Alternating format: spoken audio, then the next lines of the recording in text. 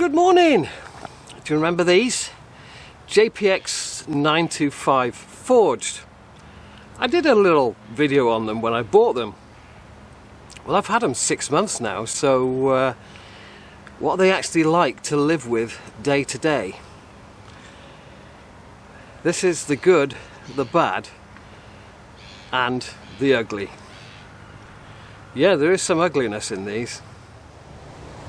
I will not be hitting balls into a TV screen with a launch monitor because we play golf here, out in the real world, and launch monitor figures don't always tell the truth.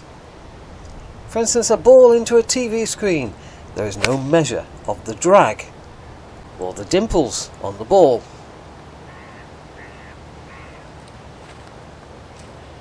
I think the biggest surprise I had with playing with these was how high in the air I can actually hit a 5-iron now, and I'm not losing distance when it does go up there. It's going a long way. The other thing with mats is you're always hitting it a little lower on the face than you do in real life.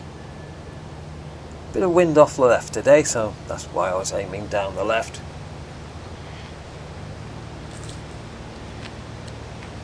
5 degrees this morning, I'm frozen. The sun's just come up above the trees though, so we might warm up. I don't know if my swing will warm up. These 5-minute club tests that you see in studios, they don't really mean much to us out in the real world. They don't show the turf interaction. Or even if you read the height of how far the ball goes, it doesn't mean anything until you're actually out here in the real world and you are hitting the ball in the air. These go quite high, but then that's down to the weight distribution. But there's no loss of distance. It's not a weak high flight. In the middle of the 10th now, hitting a bit of a wedge, and I'd forgotten all about the wind.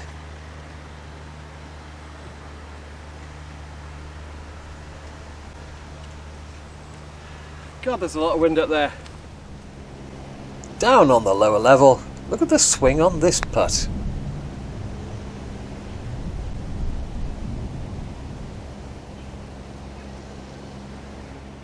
So under normal circumstances, the short irons in this set are going a fair bit further than the old set. Today it didn't because I'm frozen, the ball's frozen, and there's a lot of wind up there that you can't feel down here at ground level. The top of the trees are telling the truth, I should have known that. But of course they're going further. They're going further because they're stronger lofts. The pitching wedge is 3 degrees stronger, which there's normally say 5 degrees between a wedge and a 9-iron, so it's 3/5 of the way to being a 9-iron, for goodness sake. So I haven't got it in my head that all of a sudden I've become a better golfer because I'm hitting my wedge further. All that's happened is that when they came to stamp the number on the bottom of the short irons, they picked up the wrong tool to do it with. That isn't a good thing. About 30 years ago I had a set of cavity backs, and the 6-iron was a hot iron. There was somewhere on the face where if you caught it on that part of the face, it was flying the flag and going to the back of the green. This 8-iron is the same. Now I've just tried lasering the flag. It's 145 yards, but it's back left behind the willow. The last 5 times I've played here, it's back left behind the willow. That part of the green must be getting worn out. See, when they put the flag back left, you should put the tee up here on the right-hand tee box so you can actually see the damn flag. Anyway, as I was saying, this 8-iron, sometimes it's a bit of a hottie. I've quite often gone out the back of this green with this club. Let's hope not today. I don't really know if this is a hot club or not, it's just every now and then it goes considerably further than an 8-iron should. And it's forged, not cast, so it shouldn't have a hot spot. Yeah, the ball's too cold and I'm too cold to hit it out the back today. How do you go at a target you can't see? We should be up there, where you can see it. Well, you can see it from here, but obviously from this right-hand tee, this tree in front then becomes a bit of a hazard. And I did indeed hit the ball right to the back of the green. Maybe it is a hot one. So there's absolutely no doubt I'm hitting my 5-iron. 6-iron weensy a bit, but I'm hitting my 5-iron a lot better than my old set. And a lot of that is down to the weight distribution, this very fat sole. Now I mentioned some ugliness. Well, this is where the ugliness comes in. As the grip, as the face gets steeper and steeper with less loft, then the back edge becomes visible. I don't like it. I think it's ugly. I think having an iron that is so fat at the bottom that you can actually see the trailing edge of the club beyond the top edge of the club, I don't like that. And with the 4-iron being 3 or 4 degrees less loft, you'll see even more of the sole.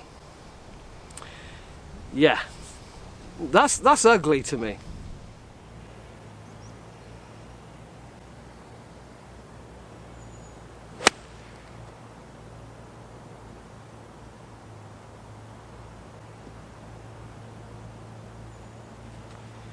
Dunno.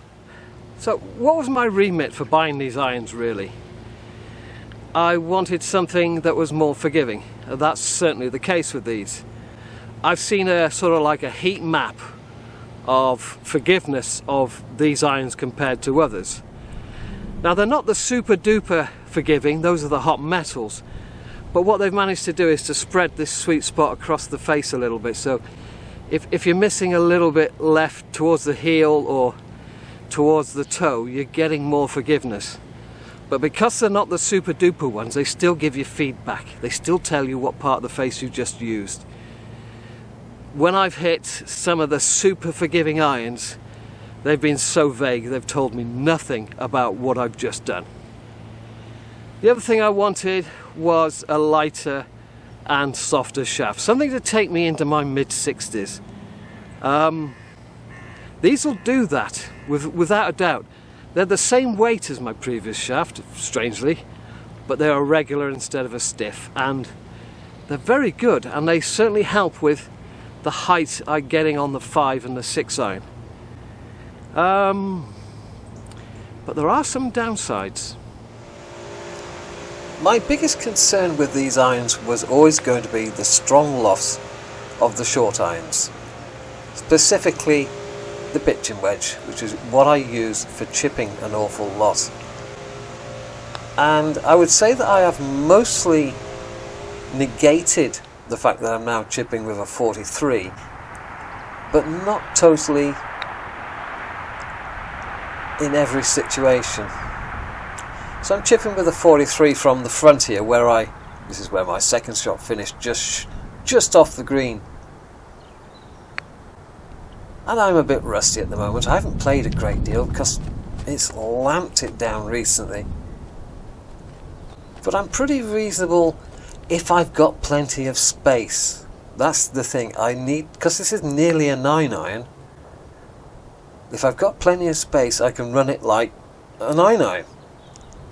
It's when I don't have space that the difficulty starts to come in.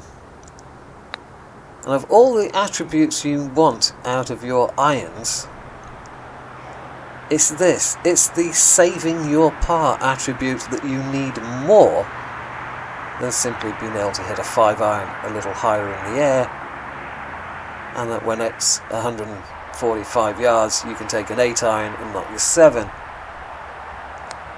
See, when I'm chipping down, the ball does tend to run away with the 43.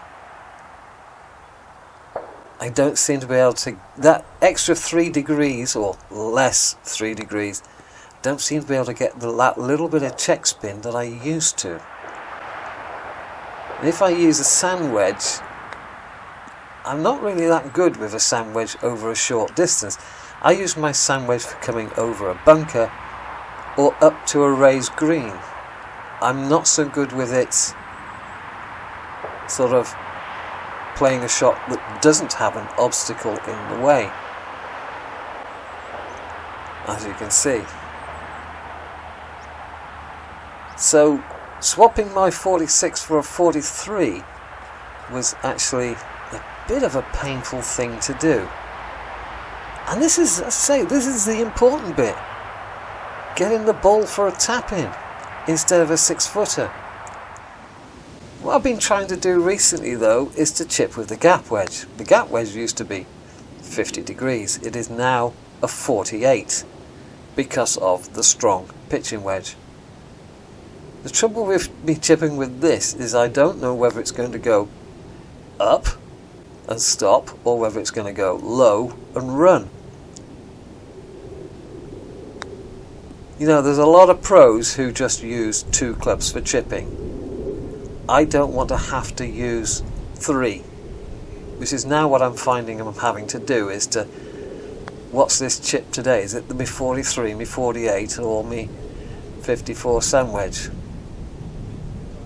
Can I have my 46 back, please?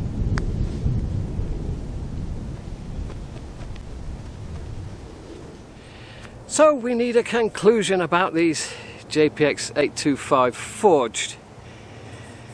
The way these launch the longer clubs in the bag, the 5-iron, the 6-iron in my bag, I'm certain if you had a 4-iron it would be equally launched.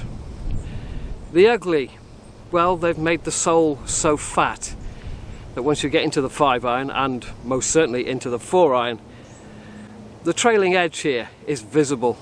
Don't like that at all. Now the bad. I'm not a fan of strong lofts in the short irons. 43 in the pitching wedge is stupid. I found it difficult to get used to around a green.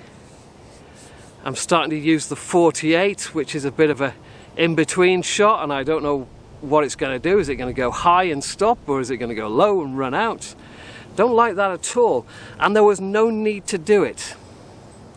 This is the daft thing, there was no need to do it. They just jumped on the bandwagon of stronger lofts.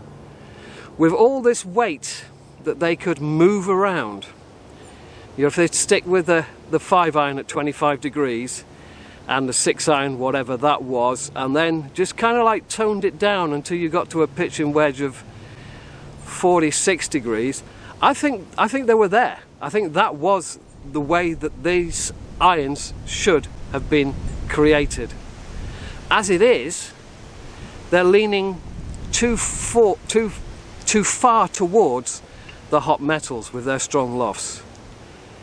And I can see that they're trying to tempt people out of the hot metals into a forged club without them losing some distance, because there's nothing worse than buying a set of irons and they go shorter.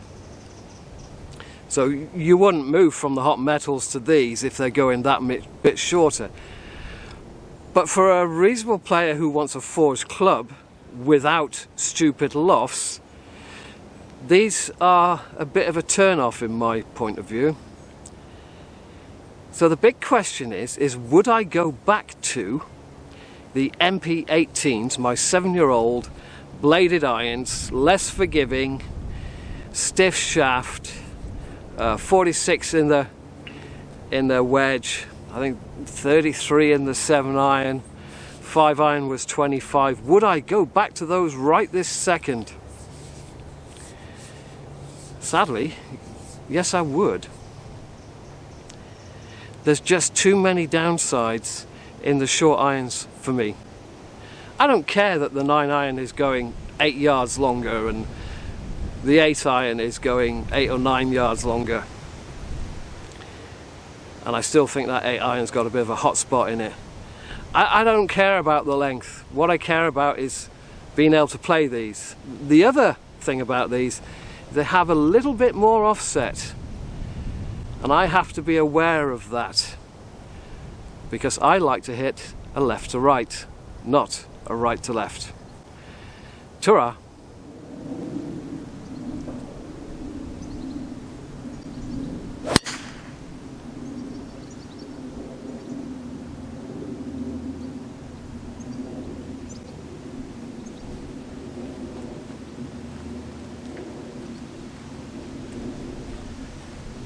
Bloody driver's spot on though.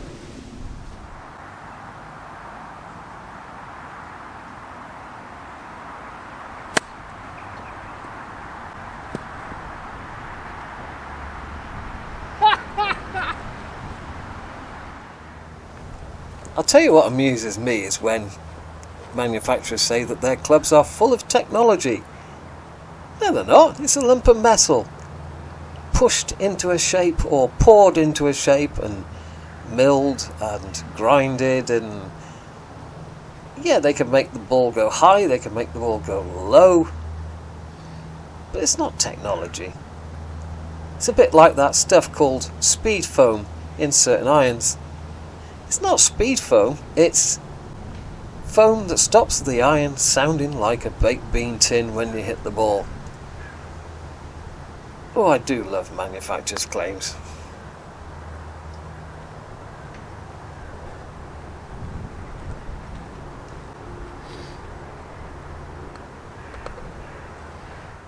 So that's my 2p really about these clubs.